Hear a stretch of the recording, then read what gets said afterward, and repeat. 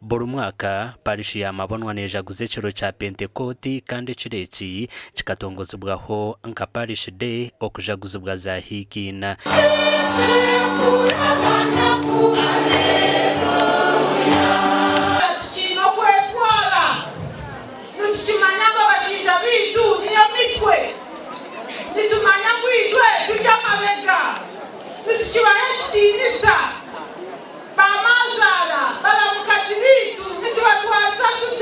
Okwegesa kwa bwana mukuru Robert Kakuru kukwasire munonga aha kugira mutima urukwera bitayirekero kukwatwaho ahari abo abarweshekera mu dini obwe bari abasitani. Spirit of Jesus comes, things must change.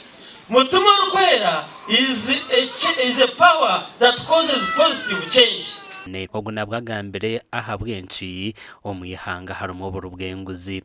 Enguru tuzina nikimanya abasirikare tubina nikimanya nangwa ne sente zibina zimara kwakaho kugira ngo abantu bine mutima urukwera esente zendero mu shawoza zabakubata kugira batakuzwara nico bakwita corruption.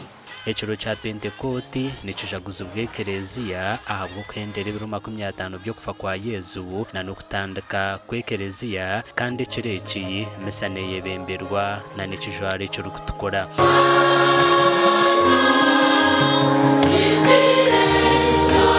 Ekireki kikozesibwe kurundana sente z'okumbeka enju ya Bikira Maria miliyoni ziri kurenga 80 zo zirundinwe. Yasetinga ninzaji kure mitwaro 50.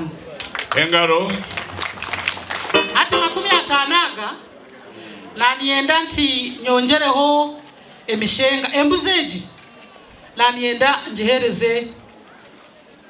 njereze kwaya mbwenu nkabire ni mpabura abino mwani mwongera hamwana gumwine kana nayitaka erya free koroshozo free tuongere muki omwani abazeire okuteganisa abana bitu.